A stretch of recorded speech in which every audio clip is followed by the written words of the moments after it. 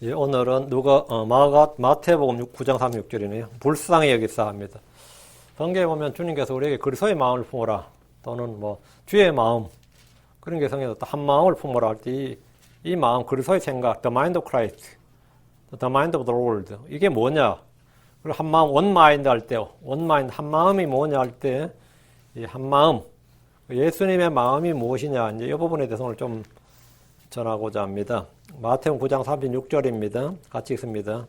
그러나 그분께서 무리들을 보시고 그들을 불쌍히 여기는 마음을 가지셨으니 이는 그들이 목자 없는 양같이 지치고 널리 흩어졌기 때문이니라.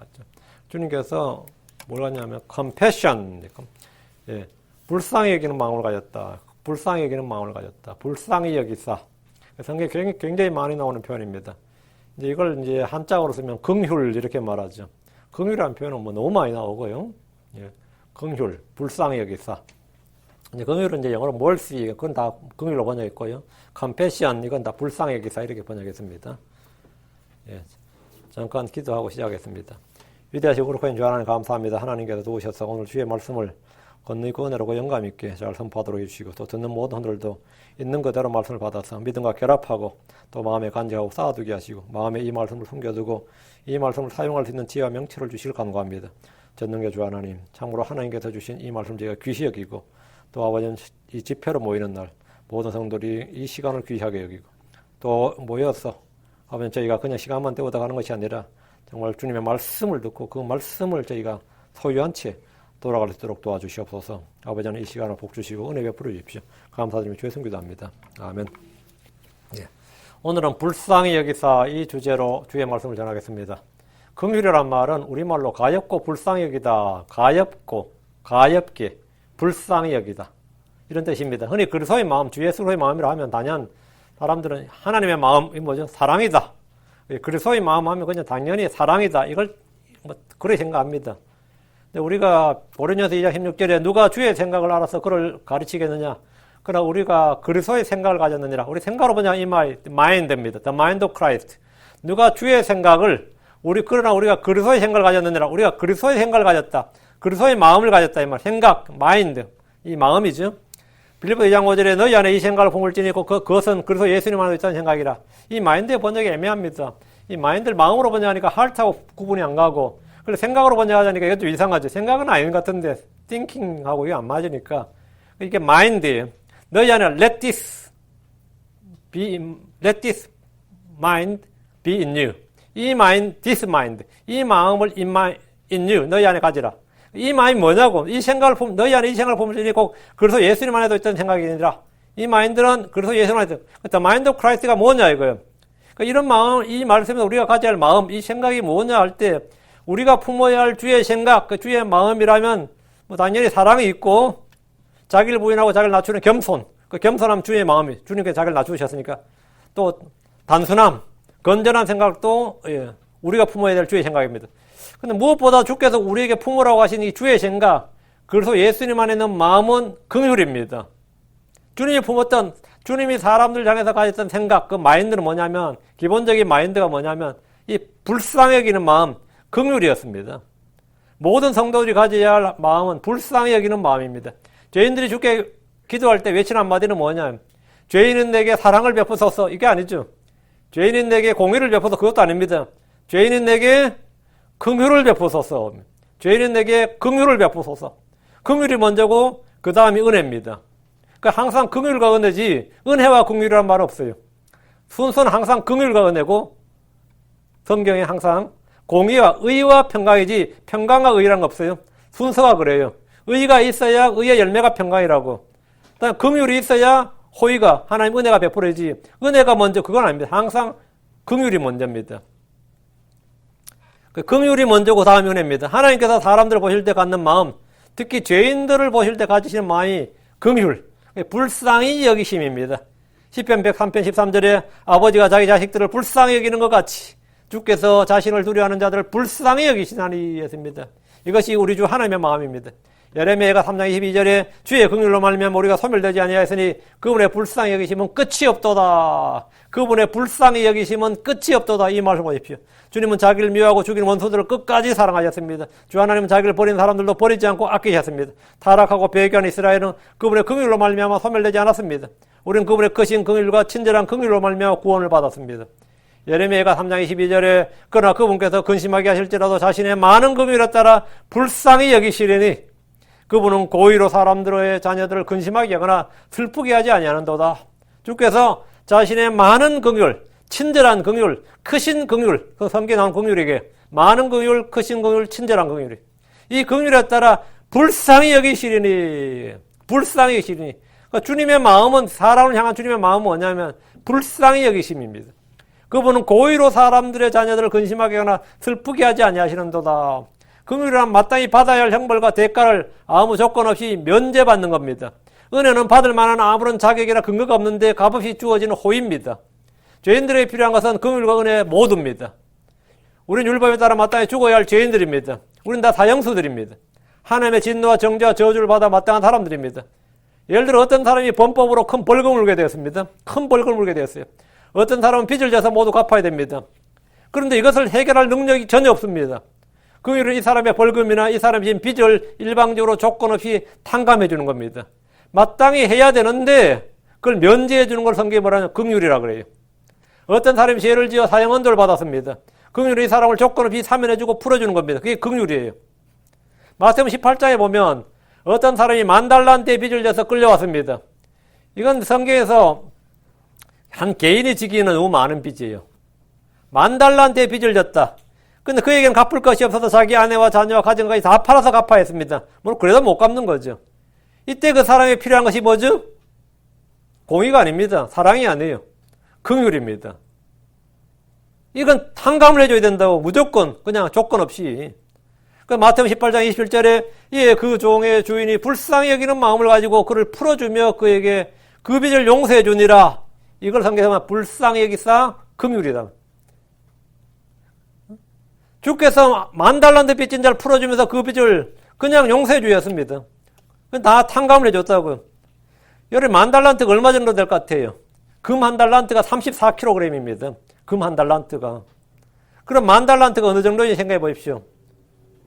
근데 예전에 금 1달란트 이런 건 아니고 보통 은이 기준이었죠. 은이.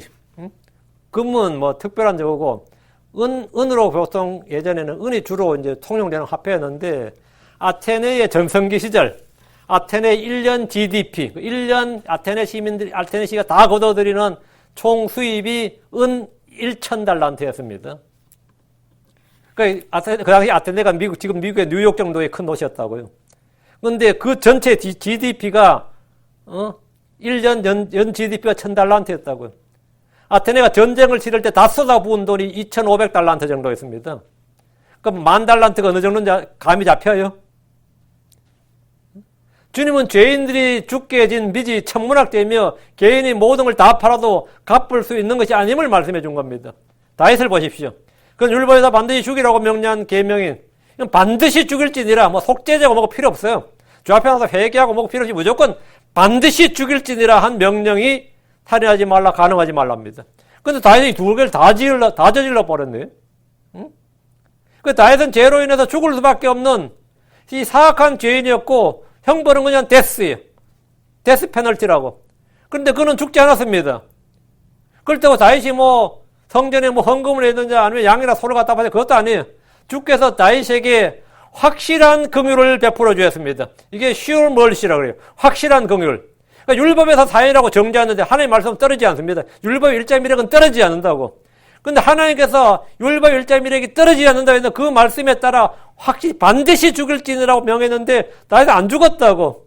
이 다윗이 이게 왜 그런 거예요? 그 긍휼이 심판을 이긴단 말이지.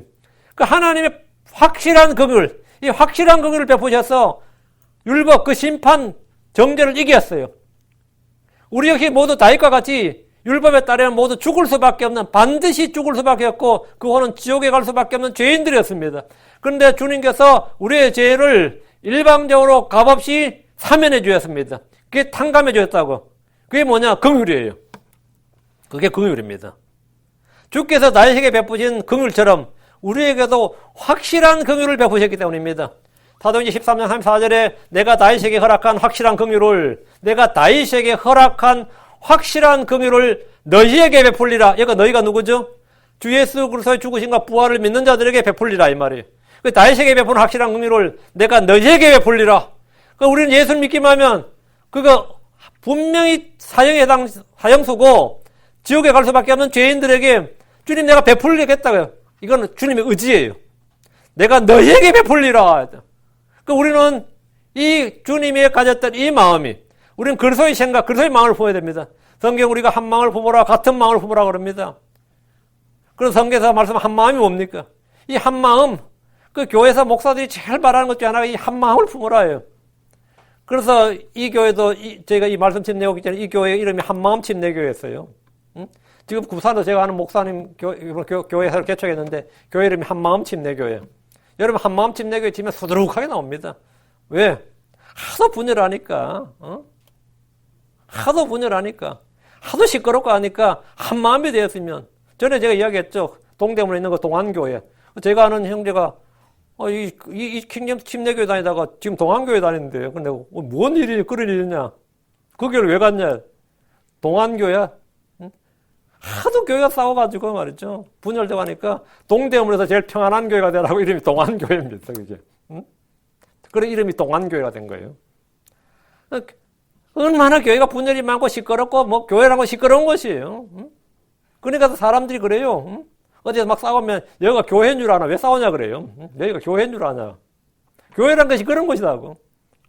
그 주님께서 한 마음을 품으라 그러는데 막 더러워 그래요. 한 마음을 품어야 우리가 한 마음이 돼야 되는데 기도도 한 마음이 되는데 그래서 한 마음이면 다 자기가 같은 마음이 되라. 자기가 생각하는 자기가 원하는 자기가 같은 뜻에 동조해달라는 이 말이야. 그렇게 한 마음이 되면 안 되지.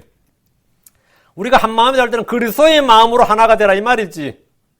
주의 생각, 주의 마음과 같은 생각을 다 품어라. 그래서 한 마음이 되는 거지. 내가 의견을 냈는데 나하고 한 마음이 되어달라 그러면 그건 말도 안 되는 소리지. 아니 목사님과 한 마음이 그게 아닙니다. 주와 한 마음, 주와 같은 생각을 전부 다 품으라고요. 그래서 한 마음이 되는 거지. 모두 그리스도의 마음을 품으라 이 말이에요. 주의 마음이 뭐죠? 자기를 낮추는 마음이지. 그게 겸손이란 말이죠. 그리고 서로를 동조하고 서로를 사랑하고 불쌍히 여기는 마음, 이걸로 다 한 마음이 되라고요.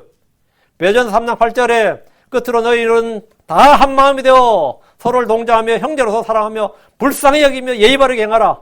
이게 뭐냐? 너희는 다 한 마음이 되어 뭐 하라고요? 한 마음이 된 결과가 뭐냐? 서로를 동조하고 형제로서 사랑하고 불쌍히 여기며 예의 바르게 행하라. 이건 왜 한 마음이 된 거야? 이렇지 않으면 한 마음이 안 된 거고. 이게 한 마음이라고. 주님은 우리가 형제들을 불쌍히 여겨야 된다. 이렇게 말합니다. 마태복음 18장 3절에 내가 너를 가엾게 여긴 것 같이 너도 내 동료 종을 불쌍히 여겨서야 하지 아니하느냐? 우리는 주님께서 우리를 불쌍히 여기신 같이 우리도 우리 동료 종을, 우리는 동료 형제들, 이웃들을 불쌍히 여겼어야 하지 아니하느냐? 솔직히 내 그 사람한테는 전혀 정이 안 갔네요. 그런 거 있죠? 솔직히 내 그 사람하고 뭐 같이 교회는 다니지만 뭐 형제라고 이런 물리면 솔직히 전혀 이 끈끈함도 없고 접착력이 없어. 그냥 솔직히 정이 전혀 안 붙네. 그런 거 있죠? 정이 전혀 안 붙는다. 하나님은 모든 긍휼의 아버지십니다. 주님은 불쌍히 여기시는 거예요. 자, 그럼 우리 주 예수님께서 우리 복음서에 보면 불쌍히 여기사 이런 구절들이 나오는데 불쌍히 여기신 사람들을 주님이 불쌍히 여긴 사람들이 누구냐? 우리도 그 같은 마음 같은 생각을 품기를 바랍니다. 첫째, 흩어진 무리들입니다. 하는 흩어진 양무리들을 보시면 불쌍히 여겼다는 거예요. 주께서는 모여든 이스라엘의 무리들을 보시면서 불쌍히 여기셨습니다.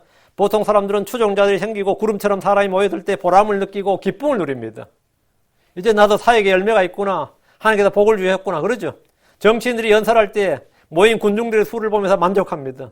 트럼프 봐요.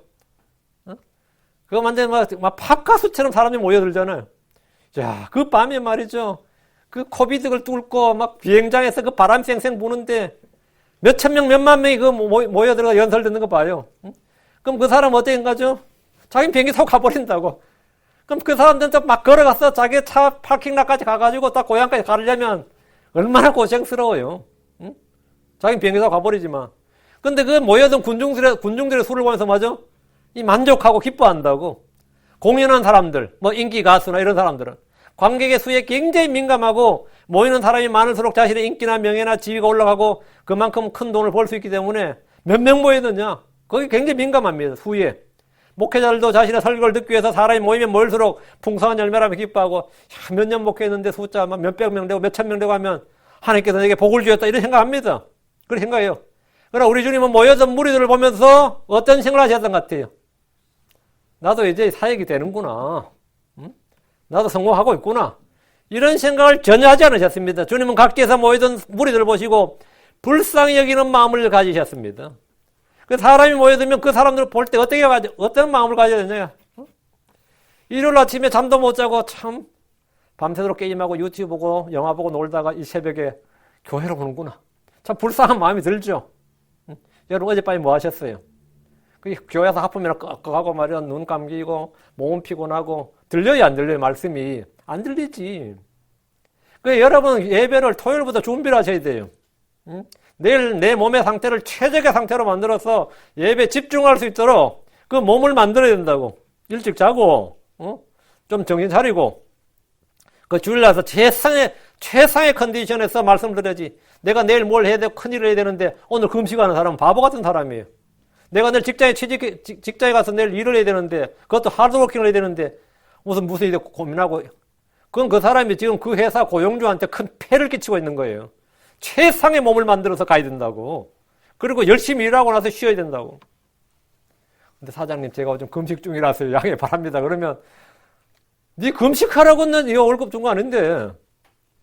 내가 예배 나올 때도 마찬가지예요. 운동선수들은 최상의 몸 상태를 만들어서 경기에 나갑니다. 그거 실패하면 컨디션 조절 실패하면 실패하는 거예요. 컨디션 조절을 해서 교회 나올 때도 컨디션 조절을 해서 나오라고. 주님께서 모여든 무리들을 딱 보시고 나서 딱 드는 마음, 그 무리들을 보셨을 때 드는 마음이 뭐냐? 불쌍히 여기시는 마음이었습니다. 마태복음 9장 36절에 그러나 그분께서 무리들을 보시고 그들을 불쌍히 여기는 마음을 가지셨으니 이는 그들이 목재 없는 양같이 지치고 널리 흩어졌기 때문이니라. 주님은 모여든 무리들이 목재 없는 양같이 지치고 널리 흩어진 걸 보셨습니다. 우리는 세상을 볼 때 주께서 품으셨던 이 마음을 가져야 됩니다. 저는 미국의 프로농구나 프로야구나 미식축구 등 많은 사람들이 모여든 걸 봅니다. 팝스타들의 공연에 수만 명이 몰려듭니다. 여러분은 그런 사람들을 볼 때 어떤 생각이 듭니까? 그들이 주 예수님을 알 때까지 그들은 잃어버린 양들이고 잃어버린 혼들이고 지치고 흩어진 양들입니다. 주께서 이스라엘을 걸어 잃어버린 양들이라고 하셨습니다. 주 예수님은 혼의 목자요 감독이십니다. 그분은 양들을 위해서 자기 생명을 주신 선한 목자입니다. 그분은 큰 목자입니다. 예수 그리스도를 믿을 때 잃어버린 양들 같은 혼들은 힘을 얻고 생명을 얻습니다. 주 예수님을 알고 믿을 때 그는 하나님의 양떼요 그분의 백성이요 그분의 가족이 됩니다. 주께서는 잃어버린 자를 찾아 구원하려 했습니다. 둘째, 병든 사람들입니다. 주님께서 병든 사람을 보셨을 때 그들을 어떻게 여기셨느냐 이게 불쌍히 여겼습니다. 마태복음 14절에 예수님께서 나오셔서 큰 물을 보시고 그들을 불쌍히 여기는 마음을 가지사 그들의 병든 자를 고쳐주시니라. 그들의 병든 자를 고쳐주시니라. 주님은 큰 물을 보시고 그들을 불쌍히 여기는 마음을 가지셨습니다. 주님이 사람들, 특히 죄인들을 보는 기본적인 심성, 기본적인 시각이 뭐냐? 불쌍히 여기는 마음입니다. 주님은 사람의 외모를 취하거나 중시하지 않습니다. 주님은 죄인들을 불쌍히 여기십니다. 주님은 병든 자들을 고쳐주셨습니다. 주께서 행하신 핵심 사역 중에 하나가 병든 자를 고치시는 겁니다. 마태복음 8장 16절에 저녁이 되매 그들이 마귀 들린 많은 자들을 그분께 데려오거늘 그분께서 자신의 말씀으로 그 영들을 내쫓으시고 그 병든 모든 자를 고쳐주시니. 지금도 이 땅에는 많은 병자들이 있습니다. 약한 자들이 있고 마귀 들린 자들도 있습니다. 덕분에 병원도 많고 의사들은 가장 높은 수익을 올리는 직업이 되었습니다. 지금 메디컬 스쿨 졸업했다면 어쨌든 그 사람 의사 아니에요. 응? 뭐 잘 되든 뭐 어쨌든 그 사람 의사라고 닥터라고. 그럼 최고의 수입을 올리는 어떤 직종은 맞죠. 우리 교회도 병이 들어서 고통을 받는 분들이 있습니다. 병든 사람은 어디서도 환영받지 못합니다. 회사에서는 병이 난 직원들에게 잠시 병가를 줄 뿐이지만 손해가 막심하다고 생각합니다. 제가 학교 다닐 때도 제일 믿음 좋았던 수학 선생님이 갑자기 무슨 병에 걸렸는데 휠체어를 타고 다니셨는데 1년 병가 내시고 이제 복직을 하니까 사립학교니까요. 압력이 들어가는 거죠. 사표 빨리 내라고. 응? 사표 빨리 내라고. 병자를 환영해주는 직장은 없어요. 그래서 사표 내라고 하죠. 손해가 막심하다 생각하지. 의사들은 병자를 볼 때 돈을 벌 수 있다고 생각합니다. 환자가 줄면 병원 운영에 지장이 생기고 수입이 줄기 때문입니다. 이번에 미국에는 코비드 때문에 병원들 대박 났어요. 코비드 진단으로 해버리면 다 돈을 줬기 때문에 뭐 막 코비드로 진단했고, 유명인사들이 죽으면 찾아와가지고 코비드로 죽었다고 발표하자고. 그러면 우리가 장례비 다 대주겠다고. 왜? 유명인사가 코비드로 죽었다 그래야 사람들이 코비드에 경각심을 갖고 코비드가 위험하고 그래서 이게 하기 때문에. 제가 어릴 때 미국에 전설적인 복서가 있었어요. 얼마 전에 죽었습니다. 혹시 아실 분 있겠죠? 마빈 해글러라는 사람입니다. 미들급의 전설적인 복서였어요. 무하마드 알리 다음으로 유명한 사람. 얼마 전에 죽었습니다. 마빈 해글러 죽었는데, 심근경색으로 죽었는데, 미국에서 당국 찾아와서 코비드로 죽었다고 발표하자고 계속 가지고 유가족을 설득한 거예요. 코비드로 죽었다고 발표하자고. 그러면 우리가 장례 비용 피해서 일제 전체 돈을 다 대고 하겠다고. 그런 사람이 그래 죽었다고 하는 게 엄청나게 광고 효과도 있고 이게 있기 때문에 그런 식으로 발표는 굉장히 많습니다. 근데 마빈 해글러 부인이 그렇다 거짓말 하냐 해가지고 거부를 했어요. 근데 몇 날 며칠 찾아와서 코비드로 죽었다고 하자고 했어요, 실제로. 이번에 그걸 인터뷰할 때 그렇게 했다고, 그걸 발표를 했다고. 그럼 방송 아무 말도 안 해요. 우린 그런 적 없다 그래요. 난 그 사람 거짓말 한다고 생각 안 합니다. 어쨌든 병원들은 대박 났어요. 가족들은 병자가 생길 때 어떤 마음이 들죠? 처음에는 고통을 같이 느끼죠. 근데 고통을 느끼는 사람이 그 고통이 자기에게 다가오죠. 왜? 경제적인 문제가 발생한다고. 그 부담을 느낍니다. 그래서 3년 병치레 효자 없다고 그러잖아요. 그러나 우리 주님께서 병자를 볼 때 어떤 말을 가질 것 같아요? 그들을 불쌍히 여기십니다. 복음서에는 주께서 병자를 고치는 장면이 계속해서 나옵니다. 주님은 말씀으로 치유하셨습니다. 어떤 사람에게는 안수해서 고치셨습니다. 어떤 사람에게는 기름을 발라서 그들을 고치셨습니다. 주님이 병 고치는 방법이 다양해요. 손을 얹어서 고치는 데도 있고, 기름을 발라서 고치신 적도 있고, 그냥 말씀으로 고치신 적도 있고, 원격으로 고치신 적도 있고, 가보지도 않고 그냥 원격으로 멀리서 원격으로 고치신 적도 있고. 주님은 자신의 몸으로 우리의 죄들을 담당하셨습니다. 그분은 우리의 연약함을 담당하셨습니다. 그분은 우리의 질병을 짊어지셨습니다. 그분은 우리의 고통을 짊어졌고 우리의 슬픔을 담당하셨습니다. 그분은 우리 모두의 불법을 담당하셨습니다. 주 예수님께서 우리의 죄와 저주를 모두 해결하셨습니다. 주님께서 우리의 죄와 저주 형벌을 모두 자신의 몸으로 담당하심으로 우리는 혼의 구원을 받았습니다. 근데 그게 전부가 아닙니다. 그분은 우리의 몸의 문제도 해결하셨습니다. 마태복음 8장 17절에 그가 친히 우리의 연약함을 담당하고 우리의 질병을 짊어졌도다 하셨느니라. 우리는 주님께서 친히 자신의 몸으로 우리의 죄들을 지셨고 채찍에 맞으시고 고난을 받으시고 죽으셨다는 사실을 잘 압니다. 그리고 믿습니다. 그것이 우리에게 주는 효과, 열매가 혼의 구원이고 치유입니다. 베드로전서 2장 24절에 친히 나무에 달려 자신의 몸으로 우리의 죄들을 지었으니 이것은 죄들에 대해 죽은 우리가 살았으니 의에 이르게 하려 하십니다. 그분께서 채찍에 맞으러 너희가 고침을 받았느니. 저는 이 말씀이 병든 모든 성도들에게 치유의 권능이 되길 바랍니다. 하나님을 믿는 자들 안에서 효과적으로 강력하게 일합니다. 하나님의 말씀은 살아있고 권능이 있습니다. 주께서 내 혼을 구원하셨으면, 내 혼을 고치셨으면 내 몸도 고쳐주십시오. 내 몸도 구원하십시오. 구원해 주십시오. 병든 자를 구원한다는 건 치유가 된다는 말이에요. 주 예수님은 하늘에 계시고 우리가 너무 멀리 떨어져 계신 분이 아닙니다. 주 예수님은 우리 안에 계시고 우리 속에서 일하십니다. 데살로니가서 2장 13절에 그 말씀이 또 안 믿는 너희 안에서 효력있게 일하느니라. 효력있게 일하느니라. 대체 굶주린 무리들입니다. 주님께서는 줄인 무리들, 허기진 사람들을 불쌍히 여기셨습니다. 주께서는 줄인 사람들을 불쌍히 여기십니다. 여러분은 가난한 자들을 어떻게 여길지 몰라도 주님께서는 줄이신 자들, 허기진 자를 불쌍히 여기셨어요. 목자는 양들을 먹입니다. 부모는 일반적으로 자신의 주님보다 자기 자식의 굶는 것, 줄인 것에 더 큰 아픔과 안타까움을 느낍니다. 우리 주님은 광야의 백성들에게 먹을 것을 주셨습니다. 그냥 적당히 주신 정도가 아니라 풍족하게 주셨습니다. 시편 78편 25절에 사람이 천사들의 음식을 먹었으며 그분께서 그들에게 먹을 것을 풍족히 보내셨도다. 주님은 적당히 아껴서 먹으라가 아닙니다. 풍족히 보내셨습니다. 풍족히. 고기를 보내셨도다. 풍족히 넘치도록 보내셨어요. 물도 마찬가지입니다. 풍족히 주어야지. 주님은 적당량 알맞게 주시지 않았습니다. 넘치도록 주어졌습니다. 그들은 광야에서도 아무 부족한 것이 없었습니다. 주님은 자신을 두려워하는 자들에게 먹을 것을 주셨습니다.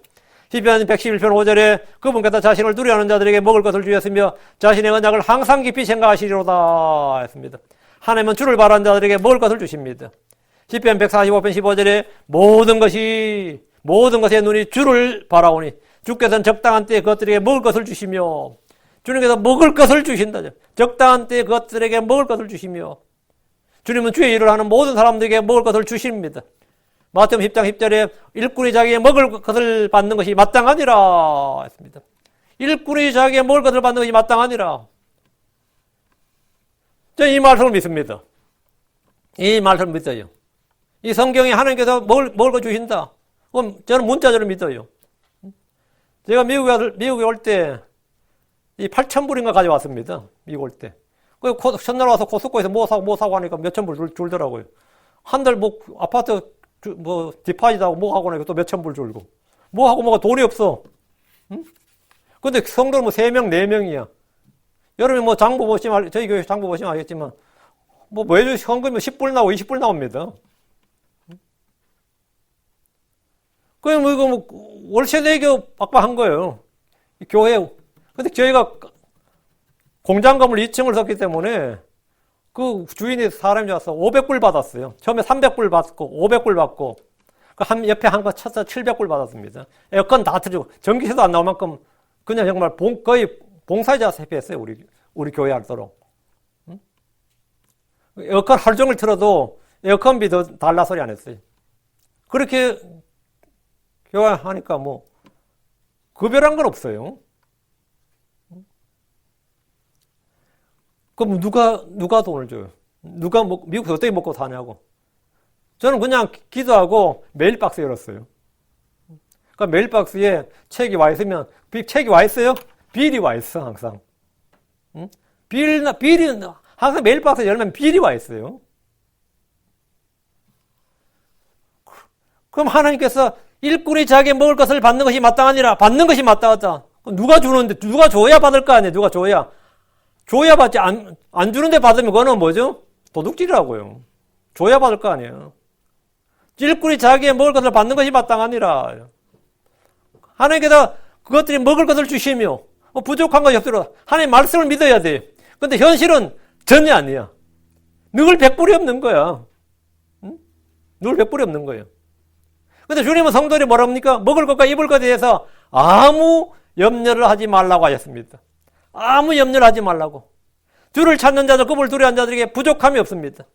시편 34편 9절 10절에 오 주의 성도들아 너희는 그분을 두려워하라. 그분을 두려워하는 자들에게 부족함이 없도다. 젊은 사자들은 부족하여 굶주릴지라도 주를 찾는 자들에게는 모든 좋은 것이 부족하지 아니하려다. 모든 좋은 것이 부족하지 아니하려다. 현실은 어때요? 아멘 합니까? 현실은 어떠냐고. 근데 주님께서 죽게 모여든 사람들이 광야에서 줄이고 지쳤습니다. 현실은 줄이고 지침이라고. 이게 현실이란 말이죠. 그들은 주와 함께 있었지만 한마디로 신자들이죠. 광야까지 와서 주의 말씀을 들을 정도면 열심히 사람들이에요. 그런데 현실은 뭐냐? 먹을 것이 없었어요. 주와 함께 있으면 최소한 우리가 집회를 한번 해도 말이죠. 한국 사람들 집회는 말이죠. 기본적으로 뒤에 먹을 걸 깔아놔야 돼요. 제가 지난번 한국 사경에 갔을 때 제가 성도들이 제일 잘했다는 것은 뭔지 아세요? 진짜 제일 뒤에 가요. 한 줄이 먹을 것이 쫙 깔려 있는 거야. 준비위원회가 누군지 모르겠는데 너무 잘했다. 다 칭찬해. 그냥 커피포트 몇 개 짜겠지. 간식거리 짜겠지. 먹을 거 짜겠지. 그냥 끝나면 그냥 먹을 거 항상 바로 밑에 식당이더라고. 다들 좋아해요. 근데 예수님이 광야에 집회하는데 이 준비위원회가 누군지 사도들이 뭐랬는지 음식을 준비를 안 했네. 근데 주님께서 집회를 그냥 하루 하고 몇 시간 한 게 아니라 3일을 했습니다. 3일을 굶었다는 거예요. 아유, 3일 굶으면 말씀이 들릴 것 같아, 안 들릴 것 같아요. 응? 그 예수님께서 제자들을 불러 말씀하셨어요. 마태복음 15장 32절에. 그때 예수님께서 자기 제자들을 불러 이르시되 내가 무리를 불쌍히 여기노라. 이제 그들이 사흘 동안 나와 함께 있었는데 그들에게 먹을 것이 없도다. 그들이 길에서 쓰러질까 염려하게 되므로 내가 그들을 굶겨서 보내지 아니하리 하시니라. 주님 하신 말씀입니다. 그들에게 먹을 것이 없다. 나와 함께 사흘이나 나와 함께 있었는데 먹을 것이 없단 말이에요. 그들이 길에서 쓰러질까 염려가 되므로 내가 그들을 굶겨서 보내지 아니하리라. 주께서 내가 무리를 불쌍히 여기노라고 하셨습니다. 그들은 주께 모여든 무리들입니다. 교회마다 한국교회 특징이 교회마다 여름에 언제 아시죠? 여름 수련회라는 걸 해요, 보통. 그럼 보통 3박 4일, 2박 3일 어디 가서 잘 하죠. 날씨도 없고 하니까 하면 좋죠. 그럼 수련 회비를 받아 몇만 원이 받지, 개인당 몇만이 받지. 요즘 물가 비싸가지고 한 가정 가지면 몇십만 원입니다. 그럼 그걸 가지고 제일 잘한 건 그냥 수련 회비, 강당비 주고 나머지는 먹는 데 다 써야 된다고요.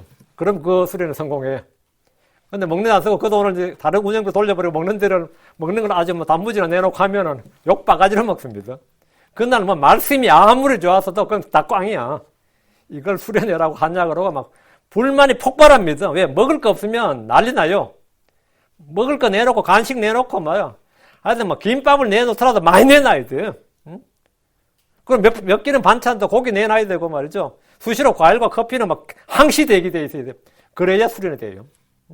그래야 다들 은혜 받았다고 내려오지. 먹을 거 줄여놔 버리면 제가 선거 수련회 갔는데 운영비가 부족했는데 여태 몰랐는데 마지막에 굶었어요. 절식. 그러니까 운영자가 마지막 금식하자 소리 못하고 절식합시다 그러더라고. 그 말은 뭐냐면 밥 안 주겠다 이 말인데 2박 3일 정말 말했는지 알더랬는데 전부 다 분노했어. 내려올 때 굶겠다 이거지. 굶겠다. 그게 사람이에요. 굶었다 이거야. 2박 3일까지 잘 먹었는데 마지막 한 끼가 오면 뭐가 펑크가 났어요. 난리 났습니다. 근데 지금 이 무리들은 광야에서 사흘이나 주님과 함께 있었고 그분의 말씀을 들었어요. 이런 경우란 뭐죠? 이 무리들은 복되도다. 뭐 이래야 정상이죠. 이 무리들은 복되도다. 그렇게 할 만한데 야 이번에 주님의 말씀은 정말 3일 사경에 정말 끝내줬습니다. 은혜가 넘쳤습니다. 뭐 이래야 되는데 지금 이게 굶었다 이러면 이거 보통 문제가 아니에요. 그러니까 주님께서 그들을 불쌍히 여긴다고 하셨습니다. 이유는 그들에게 먹을 것이 없었기 때문입니다. 주님은 먹을 것이 없는 가난한 자들 불쌍히 여깁니다. 주님은 먹을 것을 주시는 분입니다. 주님 사람들에게뿐 아니라 짐승들에게 먹을 걸 주십니다. 시편 147편 9절에 짐승과 또 우는 까마귀 새끼들에게 자신의 먹을 것을 주시는도다. 사람이 짐승보다 얼마나 더 귀한지 생각해 보십시오. 하물며 하나님의 백성인 자들이야. 더 말할 필요도 없습니다. 마태 6장 26절에 공중의 날짐승들을 보라. 그것들은 씨 뿌리도 아니하고 거두지도 아니하며 곡간에 모아들이도 아니하되 너희 하늘 아버지께서 그것들을 먹이시나니 너희는 그것들보다 훨씬 더 낫지 아니하냐. 요즘 유럽이나 미국이나 한국에서는 가난한 자들을 정부가 책임져야 한다고 생각합니다. 정치인은 선거 때마다 복지 확대 정책을 공약으로 삼습니다. 하나님을 신뢰하지 말고 정부를 신뢰하라는 겁니다. 어떤 목사님이 독일에서 사경을 하는데 하나님 잘 믿고 하나님을 두려워하고 이렇게 하면 하나님께 복을 받고 이런 문제 없다 이럴 때 독일 사람들 전부 웃더라는 거예요. 왜 웃냐 이제 끝나서 독일 목사한테 물어봤더니만 여기는 수입이 정부에서 매월 주는 것 빼고는 없습니다. 여기 앉은 사람들은 정부에서 주는 책 빼고는 수입이 일체 없습니다. 또 다른 수입이 있으면 또 그 수입 엑스트라 수입이 있으면 보고를 해야 되고 빼앗깁니다. 그러니까 주님 잘 믿으면 복 받습니다. 이게 한국 사람 먹혔는데 독일에서는 씨도 안 먹히는 소리다. 예. 그쪽은 독일이나 프랑스 이쪽은 전부 다 젊을 때 세금도 안 내고 그 돈 말년에 배급제예요, 사실은. 거의 사실 공산주의라고. 근데 사람들이 그걸 좋아하니까 그래 하는 거예요. 자기가 벌어서 자기가 수익이 늘은 구조가 아니다만 늙어서 그냥 주는 대로 받는 거예요. 그 사람들이 다 웃는 거지. 하나님 복 주신다면 다 웃어요. 지금은 정부가 뭐라고요? 하나님을 신뢰하지 못하게 하는 거지. 그런 말은 이제 웃기는 말, 그 독일에서나 프랑스에서는 그 말이 웃기는 말이 된 겁니다. 하나님이 먹을 걸 주십니다. 그러면 하나님 주기는 정부가 주지. 하나님이 치유하십니다. 하나님은 정부가 치유하지. 참 미국 좋은 세상이에요. 다들 사람들 요즘 그러고 있어요. 응? 병문안 가서 참 그지. 여기 가서 좋은. 정부가 효자라 그래요. 정부가 효자라 그래요. 자식도 아니고 정부가 효자예요. 하나님도 아니고 정부가 효자라잖아요. 하나님 신뢰하지 말고 정부를 신뢰하라 이거예요. 성경은 뭐라고? 통치자들을 신뢰하지 말라. 이게 계속 나와요. 정부를 신뢰하지 말라고.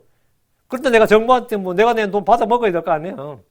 그래서 빨리 뭐 사전 상속을 해서라도 정부도 받아 먹겠다고 자기 자산을 처분합니다. 그 처분한 돈 안 줄까봐. 지금 이런 시대에 살다 보니까 참 하나님 믿기가 쉬워 어려워요. 어려워요. 참 지금 이 미국이나 미국 그나마 나왔고 유럽 사람들이 하나님 믿는다는 거는 기적으로 보입니다. 하나님 믿는 게 기적으로 보여요. 우리는 사람을 신뢰하지 않고 통치자를 신뢰하지 않습니다. 우리는 하나님을 신뢰합니다. 우리는 재물을 신뢰하지 않습니다. 하나님을 신뢰합니다. 그러나 세상은 이 구조적으로 지금 현재 사람을 신뢰하고 통치자를 신뢰하고 정부를 신뢰하도록 만들고 그런 시스템으로 구축이 돼가고 있습니다. 성경 말하는데 이사야 40장 11절에 그분께서는 목자가 지자의 양떼를 먹이시고 어린 양을 자기 팔로 모아 품에 안아 옮기시며 어린 것들과 함께하는 어미들을 부드럽게 인도하시로다. 주님께서 이렇게 먹이시고 옮기시고 인도하시고 하는 일인데 여러분이 만약 지금 뭔가 부족하고 줄이고 있다면 주께 구하십시오. 주님은 선한 목자시고 하늘의 아버지시고 모든 필요를 공급하시는 공급자십니다. 주를 찾고 그분을 두려워하고 신뢰한다면 먹고 사는 문제 없습니다. 저를 보면 돼요. 먹고 살고 있잖아. 응? 먹고 살고 있잖아요. 아무 문제 없이. 제가 어디 가도 구걸하지 않습니다. 하나님께서 먹고 살게 해준다 이거예요. 넷째, 눈먼 사람들입니다.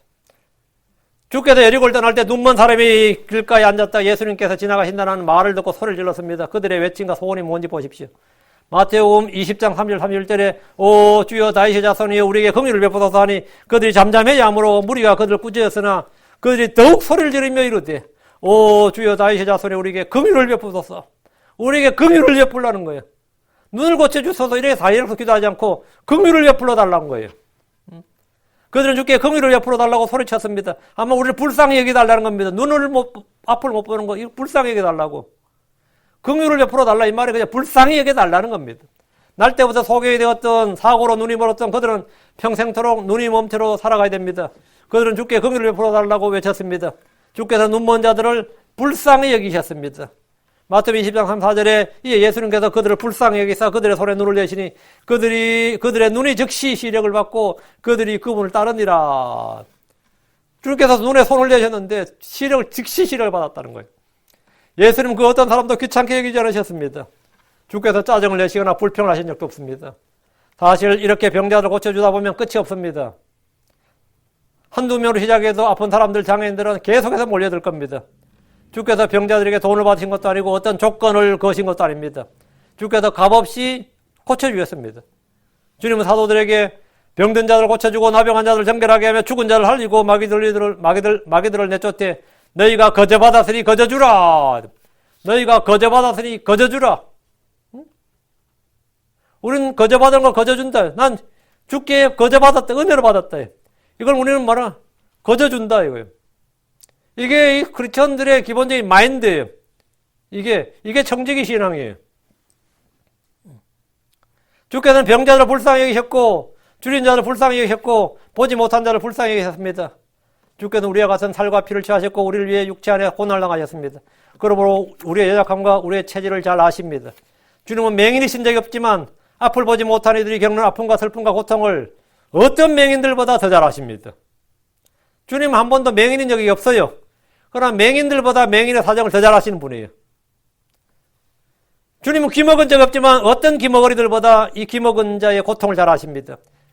주님은 어떤 병자들보다 주님은 병자들의 심정과 억울함, 어려움을 잘 아십니다. 왜?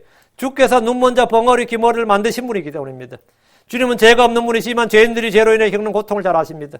그분 우리와 똑같이 시험을 받으셨기에 연약한 이들을 불쌍히 여기실 수 있습니다. 주께서 말씀하시기를 히브리 13장 3절에 결박 중에 있는 자들을 기억하되 그들과 함께 결박당한 것 같이 기억하고 너희 자신도 몸 안에 선적 역경당한 자들을 기억하라. 여보면 결박 중에 있는 자들을 기억하되 그들과 함께 결박당한 것 같이, 그러니까 나도 같이 결박당한 것 같이 기억하라고요. 질병은 혼을 육신 안에 결박합니다. 질병이란 게 그래요. 내 혼을 몸에 가둬버리는 게 질병입니다.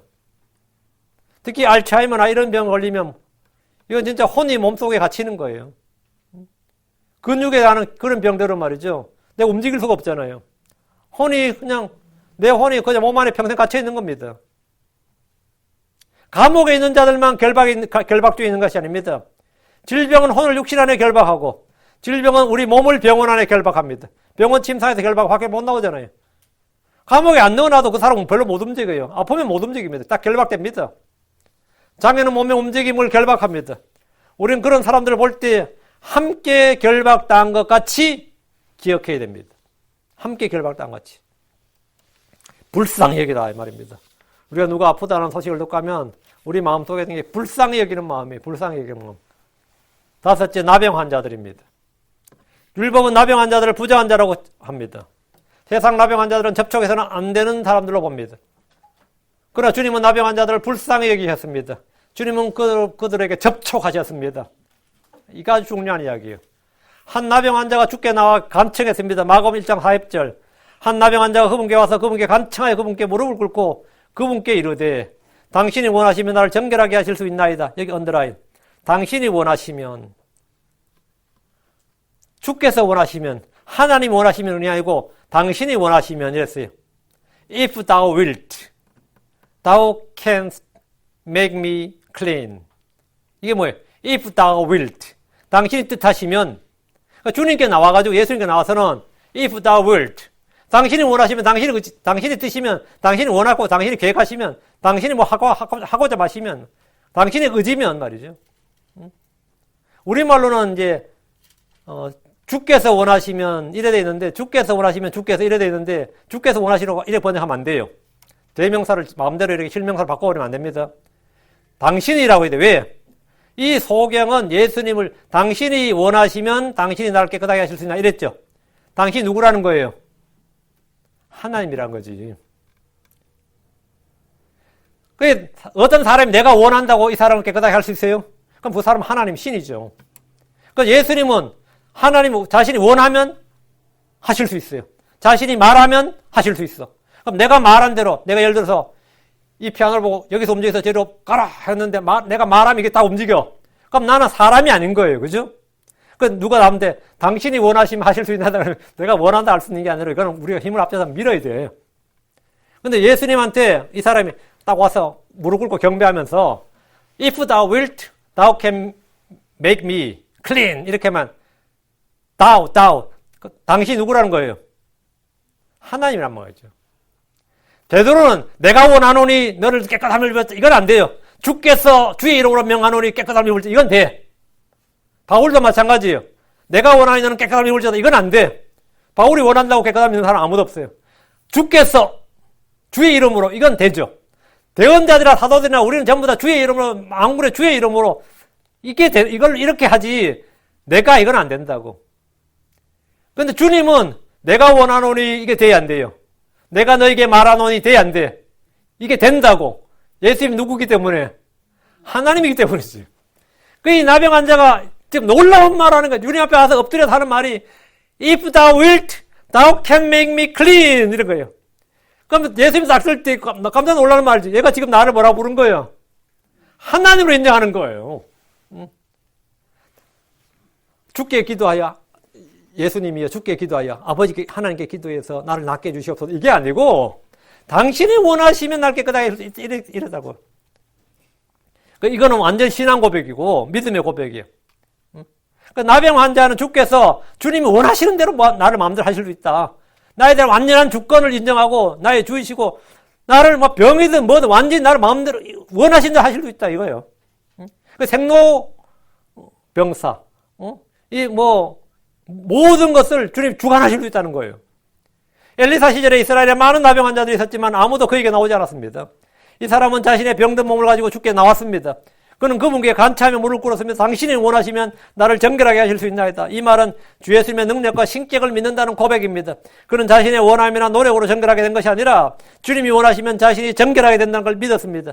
주께서 원하시면, 주께서 뜻하시면, 주께서 말씀하시면 누구든지 정결하게 될 수 있습니다. 당신이 원하시면, 당신이 뜻하시면, 당신이 계획하시면, 당신이 말씀하시면 당신이 뭐라고 주시라고요.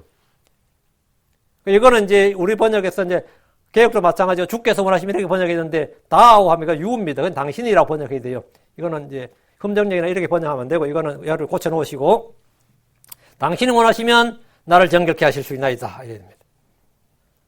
예. 그래서 이 나병 환자가 주님께 나와서 놀라운 신앙 고백을 한 거예요. 예수님은 무엇이든지 자신이 원하는 대로, 뜻하는 대로, 계획한 대로, 말씀하시는 대로 다 할 수 있습니다. 우리는 만약에 말만 하고 할 수 없는 일이 너무 많은데, 주님 말만 하면 그냥 그대로 이루어지는 거예요. 주님은 무엇이나 말씀만으로 모든 병자를 고칠 수 있고 나병 환자를 깨끗하게 할 수 있고 죽은 자를 살릴 수 있습니다. 나사로야 나오너라 하면 나사로 죽은 지 나을 때 되는데 나오는 거예요. 무덤에서. 그냥 관에 이렇고 청년아 일어나라 하면 어디 되는 거죠? 일어나는 거지. 일어나는 거예요. 달리다고 하면 소녀야 일어나라 하면 소녀 일어나는 거예요.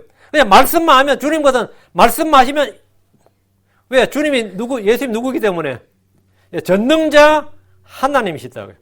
근데 예수님이 전능자 하나님이심을 지금 고백하는 한 나병 환자가 사람들 앞에서 그것도 If thou wilt, thou can make me clean 이런 거예요. 여러분 정말 이 마음을 이 고백을 정말 주님 앞에 무릎 꿇고 할 수 있으면 여러분 질병 문제는 해결됩니다. 이거 해결돼요.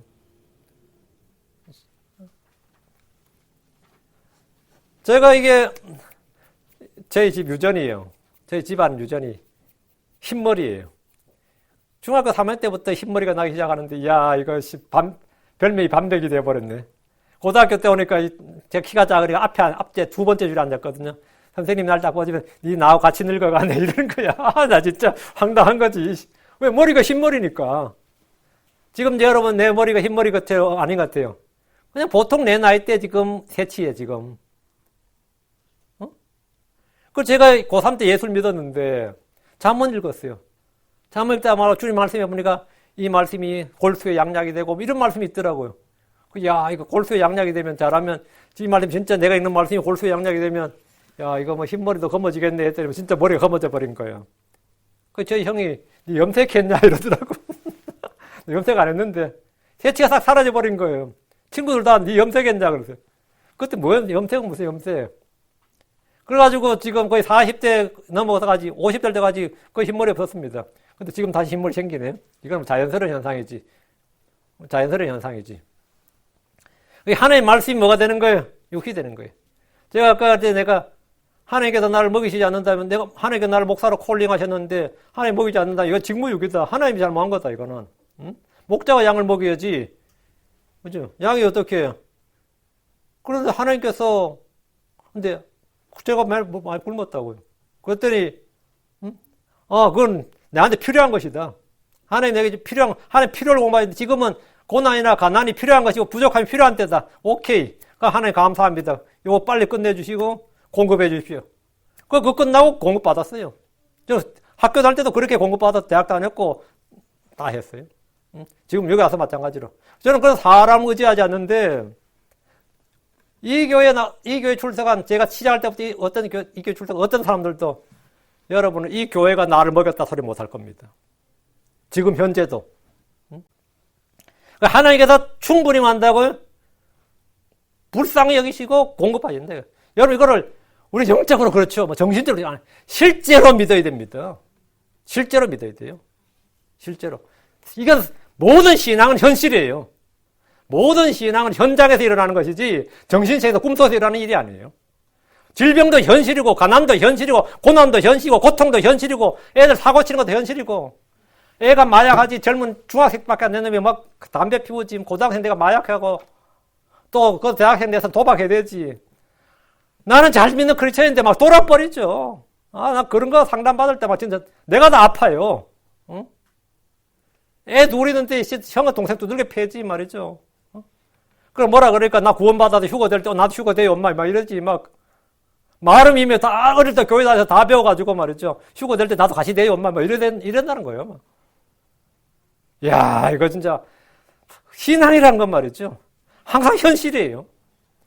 거기에 대해서 내가 막 짜증내고 한다고 해서 하나도 나아지는 거 없습니다. 그 애를 불쌍히 여겨야 돼요. 눈물이 저절로 나지 불쌍히 여기는 마음을 가져야 돼요. 여러분 누구를 향해서 마찬가지예요. 돈 많다고 자랑한 놈도 불쌍하고 없다고 힘들어하고 막 불편한 놈도 불쌍하고 다 불쌍한 놈이야. 아이고 저게 얼마나 힘들고 싶어요. 막 불평한 사람 보면 그것도 불쌍하고 막 잘났다고 막 목에 힘이 들어가는 사람 보면 참 안타깝고 불쌍하고 저는 그래요. 불쌍해. 근데 주님께서 이 집 나병 환자한테 이 나병 환자가 정말 이 나병 환자 감탄해요. 주께서 원하시면 당신이 원하시면 당신이 나를 정결하게 하실 수 있나니까 주님이 그 말씀이 얼마나 감동을 받아 주님이 하답을 하대. 어떻게 하답하면 내가 원하는 정결하게 할지어다 이래요. 당신이 원하시면 하니까 오케이 내가 원하노니 정결하될지어다. 주께서 원하시노니 이게 아니야. 하늘에 계신 내 아버지께서 원하시노니 정결하될지어다. 그게 아니고 내가 원하노니 정결하될지어다 했더니 어떻게 됐다고? 즉시로 나병이 떠났다고. 주님 그 자리에서 네 믿음 확증해 준 거지. 말씀이 현실이 된다. 이걸 우리 다른 말로 말씀이 육신이 되옵니다. 우린 정말 우리가 믿는 모든 말씀이 육신이 되어야 된다고. 응?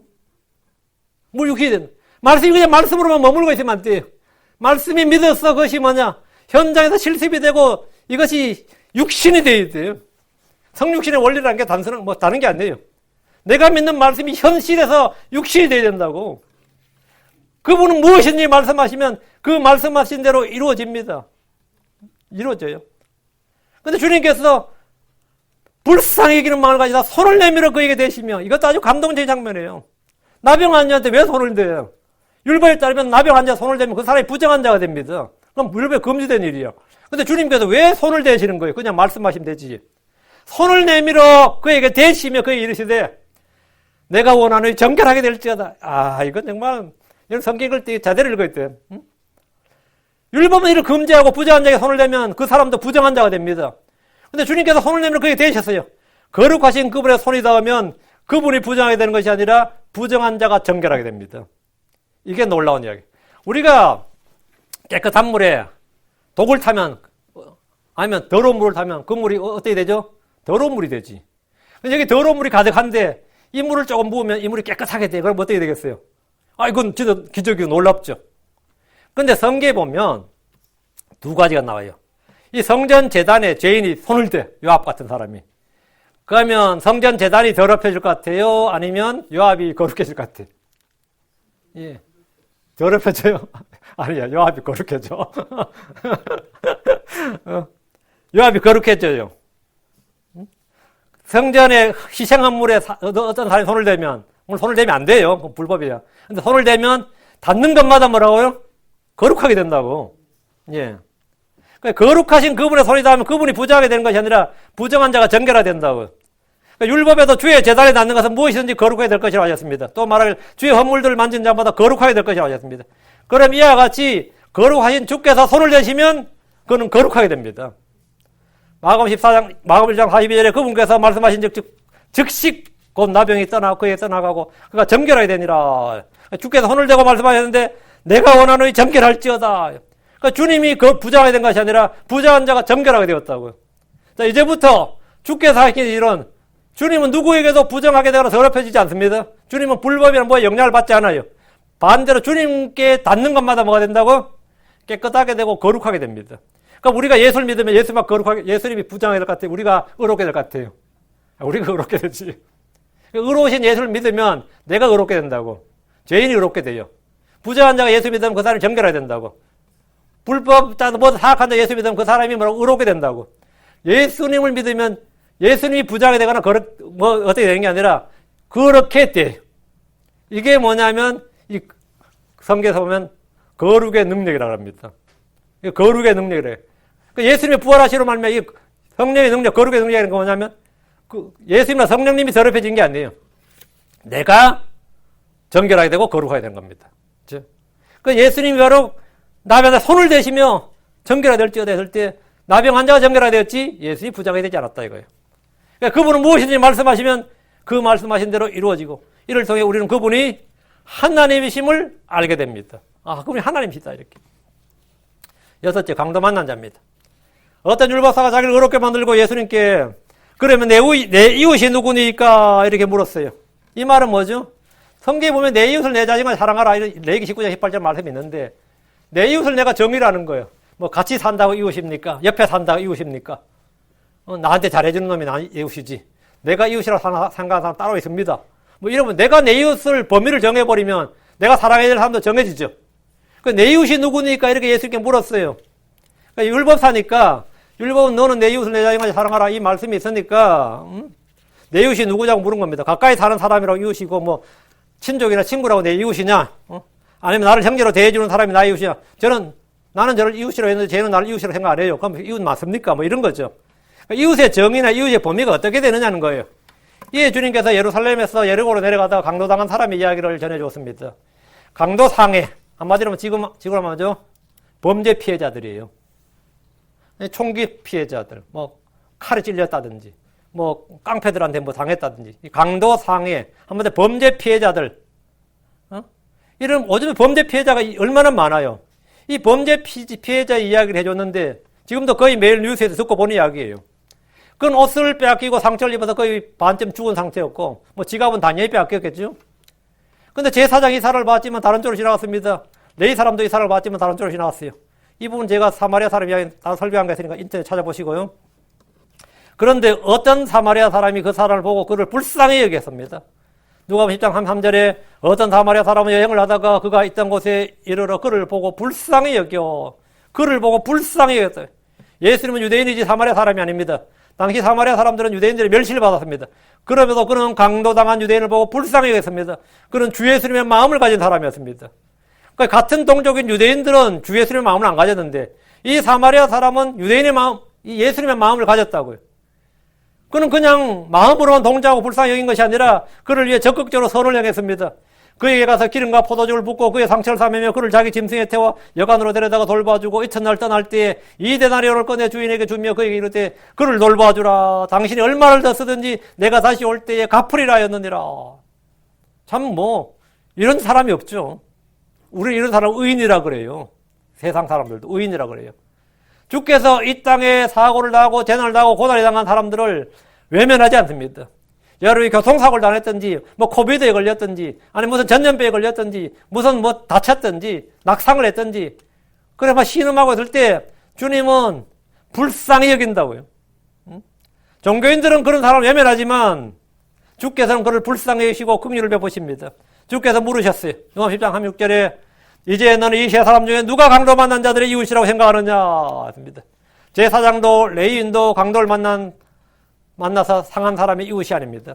그를 불쌍히 여기고 도와준 사람, 그에게 긍휼을 베풀어 준 사람, 그에게 사랑을 실천한 사람이 나의 이웃입니다. 사람들은 이미 누가 그의 이웃인지 답을 알고 있었습니다. 누가복음 10장 한 8절 그가 이르되 그에게 긍휼을 베푼 자니이다 하며 이에 예수님께서 그에게 이르시되 가서 너도 그와 같이 하라. 그러니까 누가 너의 이웃이냐, 누가 나의 이웃이냐고 묻지 말고 네가 누구의 이웃이 될 것인지 정하라 이거예요. 네가 누군가 이웃이 되라고. 네가 그 사람 이웃이 되고 싶으면 네가 그 사람에게 그에게 긍휼을 베풀라고. 지금 나한테 지금 누가 나의 이웃이냐고 묻는데 그런 쓸데없는 질문 하지 말고 네가 누구의 이웃이 될 것인가? 누굴 사랑하고 누구의 긍휼을 볼 것인가? 너도 그와 같이 하라. 그것이 바로 이웃이 되는 거다. 그러니까 율법사는 주께 누가 나의 이웃이냐? 내가 사랑해야 될 이웃이 누구냐고 물었지만 주님은 내가 누구의 이웃이 되어야 되는지를 물었습니다. 긍휼이 필요한 자, 도움이 필요한 자, 섬김이 필요한 자, 약한 자, 이 사람들이 내가 그의 이웃이 되어야 된다는 거예요. 이게 주님의 말씀이에요. 우리가 주의 말씀을 듣기만 그냥 그러는가 보다 그러면 안 돼요.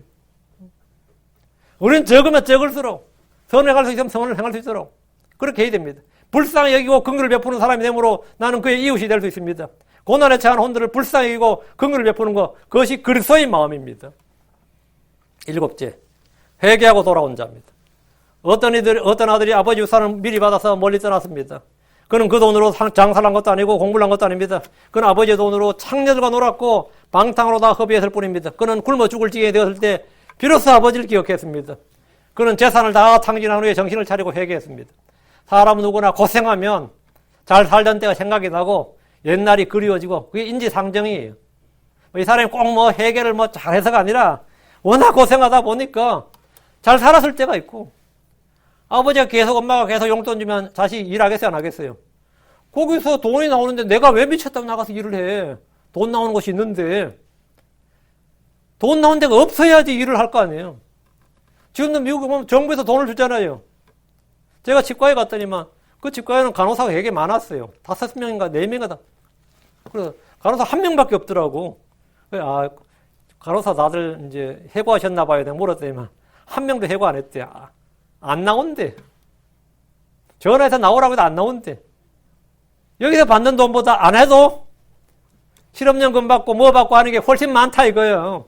뭐 하려고 나가서 일하냐? 안 나온다는 거예요. 1명도 해고 안 했대. 이거 희한한 저게 됐다. 일하는 게 더 좋은 세상이 됐구나. 지금 몇 달째 안 나온다. 자기는 지금도 전화하고 있다는 거예요. 나오라고. 근데 안 나온대. 그리고 나오시는 저분 한 명은 나오잖아. 나오신 저분은 누구냐? 나이가 많으신 분인데 여기서 잘리면 다른 데 갈 데가 없는 분이야. 뭐 여기서 만약에 그만두면 다른 데 갈 데가 없는 분이야. 그분만 나오는 거예요.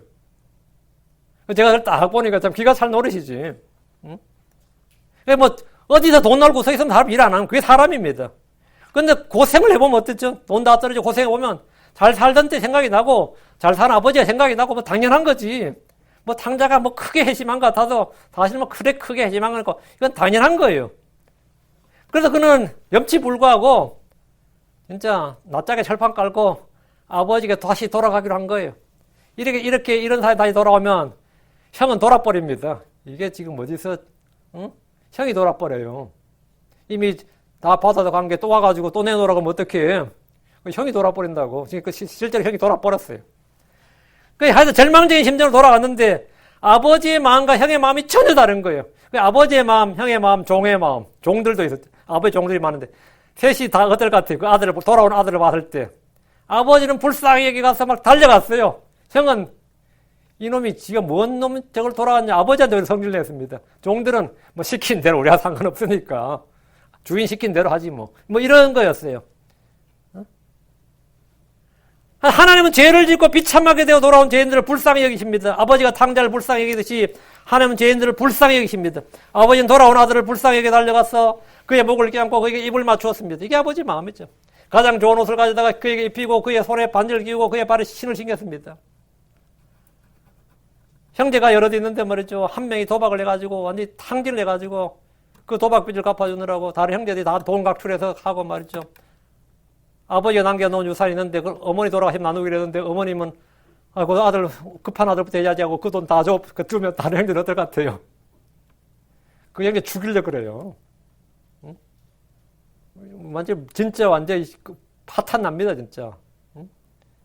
이런 형제가 둘이었던 것 같은데 정말 집안 파탄 나. 얘가 돌아오는 건 집안을 풍지박산 만드는 거예요. 근데 아버지 마음은 아는 거지. 아버지는 뭐 어떻게 했다고요? 가장 좋은 옷을 가져다 입히고 그의 손에 반지를 끼우고 그의 발에 신을 신겼습니다. 형이 눈이 돌아 안 돌아? 눈이 돌지. 주님은 죄인들이 자신의 죄와 굴복과 타락으로 고통받는 걸 기뻐하지 않습니다. 주님은 사악한 자들이 멸망한 걸 기뻐하지 않습니다. 주님은 죄인들이 회개하고 돌아오는 것, 다시 사는 것을 기뻐하십니다. 주께서 타락한 유다를 향해서 말씀하셨습니다. 이사야 44장 22절에 내가 내 범법들을 빽빽한 구름들을 지우듯이 지웠고 내 죄들을 구름들을 지우듯이 지웠으니 내게로 돌아오라. 내가 너를 구속하였느니라. 주님은 그냥 돌아오라는 거예요. 형제들은 돌아오지 말라 그래요. 그냥 나가서 죽으라 그러지 돌아오지 말라 그럽니다. 형제들은. 주님은 너는 내게로 돌아오라. 이 주의 말씀에 따라 돌아온 자는 긍휼을 입고 은혜를 입고 다시 회복됩니다. 이사야 55장 7절에 사악한 자는 자의 길을 버리고 불의한 자는 자의 생각을 버리고 주께로 돌아오라. 그리하면 그분께서 그에게 긍휼을 베푸시리라. 우리 하나님께로 돌아오라. 그분께서 풍성하게 용서하시리라. 그러니까 우리가 주의 마음을 품는다는 건 어떤 거예요? 불쌍히 여기는 마음을 가져야 되는 거예요.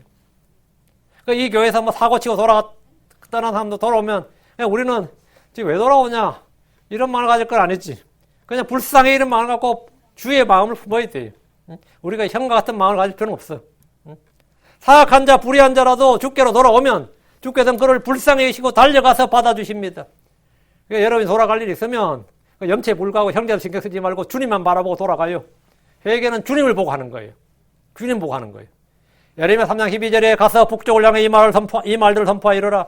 주가 말하노라. 타락한 이스라엘아 너는 돌아오라. 나는 긍휼이 많은 자리 그런즉 내 분노가 너를 덮치지 아니하게 하라. 주가 말하노라. 내가 분노를 영원히 품지 아니하리라. 그러니까 주님께서 분노를 품지 않겠다고요. 돌아오라고. 주님은 계속해서 돌아오라고 하셨습니다. 돌아오면 그들의 타락을 고쳐주겠다고 하셨습니다. 예레미야 3장 22절에 타락한 자녀들아 너희는 돌아오라. 내가 너희의 타락한 것을 고쳐주리라. 보소서 우리가 주께로 오나니 주는 주 우리 하나님이시다. 주님은 불쌍히 여기셨다. 돌아온 회개한 죄인들 주님은 불쌍히 여기신다. 그리고 불쌍히 여길 뿐 아니라 달려가서 맞았다. 달려가서 맞았다. 여덟째, 아들을 잃은 어머니, 가족을 잃은 유족들에 대해서 하나님은 불쌍히 여기십니다. 우리 주님은 사랑하는 아들이나 딸이나 부모나 배우자를 잃고 슬퍼하는 이들을 보실 때 그들을 불쌍히 여기십니다. 나 인생에서 아들 잃은 과부를 보셨습니다. 누가복음 7장 12절에 이제 그분께서 그 도시의 문에 이르르셨을 때 보라 죽은 사람이 실려 나오는데 그는 그의 어머니 외아들이요 그녀는 과부더라. 그 도시에 많은 사람들이 그녀와 함께하거늘 했습니다. 사망은 죄의 삭시입니다. 한번 죽는 것은 정해진 것입니다. 그러나 사랑하는 사람들, 가족들, 친구나 친척들, 지인들의 죽음을 볼 때 우리는 슬픔과 아픔을 겪습니다. 주님은 죽은 자들을 불쌍히 여기신 것이 아니라 죽은 자로 인해 슬퍼하는 사람들을 불쌍히 여기셨습니다. 나사로가 죽었을 때 사람들은 울었습니다. 주님은 그런 사람들의 모습을 보시고 우셨습니다. 주께서 우신 것은 죽은 나사로가 불쌍해서 운 것이 아닙니다. 유족들의 슬픔에 동화되어서 우신 것도 아닙니다. 주께서 평생토록 죽음을 두려워하며 사망의 종로라는 사람들을 불쌍히 여기신 겁니다. 주님은 아들을 잃어버린 과부를 보시고 불쌍히 여기셨습니다. 누가복음 7장 13절에 주께서 그녀를 보시고 그녀를 불쌍히 여기사 그녀에게 울지 말라 하시고 그녀를 불쌍히 여기사 했습니다. 주께서는 냉정하신 분이 아닙니다. 아픔과 슬픔을 지닌 사람들, 도움이 필요한 사람들, 연약한 사람들, 병자들, 가난한 자들을 외면하신 분이 아닙니다. 주님은 어떤 사람도 멸시하지 않습니다. 주님은 범죄 피해자들을 불쌍히 여기십니다. 주님은 질병으로 결박당한 자들을 불쌍히 여기십니다. 주님은 사랑한 자들의 이런 혼들을 불쌍히 여기십니다. 주님은 부정한 자들, 죄인들을 불쌍히 여기십니다. 주님은 은혜를 저버리고 타락한 자들이 돌아올 때 그들을 배은망덕한 자로 여긴 것이 아니라 불쌍히 여기십니다. 불쌍히 여기시는 주님의 마음, 이것이 그리스도의 마음, 이것이 주의 생각, the mind of the Lord, the mind of Christ, 이것이 크리스천들의 마음이어야 됩니다. 이것이 크리스천들이 사람들을 보는 시각이어야 돼요. 어떤 사람을 볼 때 그 사람, 저 사람 정말 똑똑하고 재능 많고 돈 많고 금수저 태어났고 이게 부러워하고 시기하고 질투할 게 아닙니다. 우리가 기본적으로 가지는 컴패션. 나는 하나님의 은혜를 입은 자로서 사실 나는 부족한 것이 없고 남 부러울 것이 전혀 없는 사람들입니다. 여러분 정말 예수를 믿는다면 여러분 외모가 자신이 지금 처지가 어떠하든지 사실 남 부러울 것이 전혀 없는 사람이에요. 여러분 자신에 대해서 부끄러워할 것도 없고 아무것도 없어요. 내 몸에 뭐 좋은 옷을 안 입었고 금붙이가 없고 뭐 집에 뭐가 없고 그런 건 나한테 아무것도 아닙니다. 내 내면에 하나님의 보화, 내 질그릇 속에 이 성령의 보화를, 이 말씀의 보화를 품고 있는 사람들은 사실 그런 것들 아무것도 안 내요. 그런 것들 사실 눈이 안 간다고. 눈이 가는 분들이 많겠구나. 그러니까 이 아멘이 안 나오네. 교회 꼬라지기 말이 아닌데 이게. 아멘. 아멘이 안 나와. 예. 이 내면의 속사람, 이 세 사람을 단장하고 거기에 대해서 충분한 그 아이덴티티를 가져야 돼요. 여러분이 그리스도 안에서 자신의 포지션과 자신의 타이틀, 자신의 위치, 자신의 어떠함을 딱 깨달아 알아야 됩니다. 그러면 이 세상의 어떤 소유요. 이 세상의 어떤 것에 대해서 여러분이 부러워할 것도 없고 시기할 것도 없고 질투할 것도 없고 멸시할 것도 없어요. 내가 집값 오른다고 기뻐할 것도 없고 내가 산 집이 떨어진다고 슬퍼할 일도 없습니다. 내가 산 물건, 내가 산 어떤 상당히 투자했다 했는데 그것이 오른다고 막 기뻐할 것도 없고 재물이 늘어날 때 기쁨은 그것도 사악한 기쁨이고 그 줄어든다고 막 열받을 것도 없어요. 그거는 이거는 이 세상의 건 다 사라지는 것들이고 없어지는 것들이고 우리의 보화는 저 하늘에 있고 우리의 애정도 하늘에 있다고. 근데 우리가 이 땅의 생활 방식, 세상의 패션을 따라가면 안 돼. 우리는 하늘의 생활 방식을 따라야 되고 높은 거 위에 있는 것들에 애착을 두고 거기에 거기에 가치관을 두고 딱 살아야 돼. 이게 크리스찬들의 삶이에요. 그리고 우리가 어떤 세상 산다 볼 때 내가 뭐 오바마를 보든지 빌 게이츠를 보든지 솔직히 스티브 잡스 같은 사람은 좀 불쌍하지 않아요? 지금 난 애플 CEO를 보면 내가 그 사람 걱정할 일을 하지 불쌍해. 그 사람 동성애자야. 난 그 사람은 진짜 불쌍해요. 근데 그 사람은 그러대. 난 자기는 동성애자라서 축복이라고 그러더라고. 난 저주로 생각합니다. 근데 그 사람이 상당히 감수성이 예민한가 봐. 근데 그런 사람들이 좀 그렇대요, 실제로.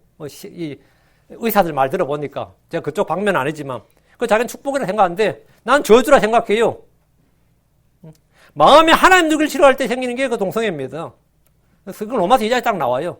자기 지식 속에 하나님 누구를 싫어하면 하나님께서 그들을 뭐 수치스러운 애정, 욕정에 버려두셨다. 그래서 남자가 부끄러워지라고 쭉 나오잖아요. 동성애 원인은 뭐라고요? 어떤 아이디 문제가 아니라 염색체 문제가 아니고 뭐라고요? 그들 지식 속에 그들 마음 속에 하나님 누구를 싫어하기 때문에 하나님 내린 징벌이 뭐라고요? 그게 동성애예요. 그럼 그건 저주받은 거죠? 회개하기 전까지 저주받아. 난 불쌍해. 그 사람 진짜 불쌍해. 연봉은 나보다 그 비교할 바가 아니지. 그 사람 하루 버는 돈인데 1년 번 돈이 많으니까, 그 비교할 바가 아니고. 저는 팝스타도 누구든 나 마찬가지예요. 여러분이 그걸 볼수록 어떻게 생각됩니까? 불쌍히 여기는 마음이 들어요? 네가 누굴 좀 불쌍히 여기냐 그러면 네가 지금 누굴 불쌍히 여기냐 이런 생각이 들어요? 응? 불쌍히 여기요. 어? 나는 뭐 대학을 못 갔다. 그래서 막 명문대를 났다. 불쌍히 여기는 마음을 가져. 그럼 그놈이 열받을지 몰라. 불쌍히 여기는 마음을 가져. 나는 진리의 기둥과 터지는 교회 다닌다 그러면 돼. 응? 너는 하버드 다니냐? 나는 진리의 기둥과 터지는 말씀 침례교회 다니노라. 그게 더 나아.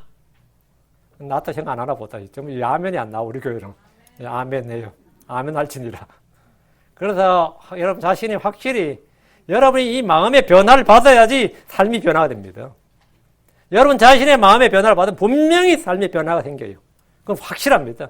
내 마음의 변화가 생기면 내가 변화가 생기고 내가 변화가 생기면 내 삶에도 변화가 생겨요. 그럼 내 주변의 사람들도 이 사람은 좀 다르다고 그게 좀 다른 별종이라고 생각합니다. 이 종류가 다르다 이렇게 생각해요. 같은 황인종이라 황인종이 아니야. 이 사람 different kind라고 생각해요. 그게 뭐냐면 예수를 믿는 크리스천들입니다. 우리는 예수를 믿는 크리스천들이라고요. 우리 모두 그리스도 영을 가진 사람들이기 때문에 우리 모두 그리스도의 믿음을 지었죠. 다음에 당연히 그리스도의 마음을 품어야 됩니다. Let this mind be in you. 이 마음을 너희 속에 가질지니라, 있게 할지니라. 오겠죠. 기도합시다.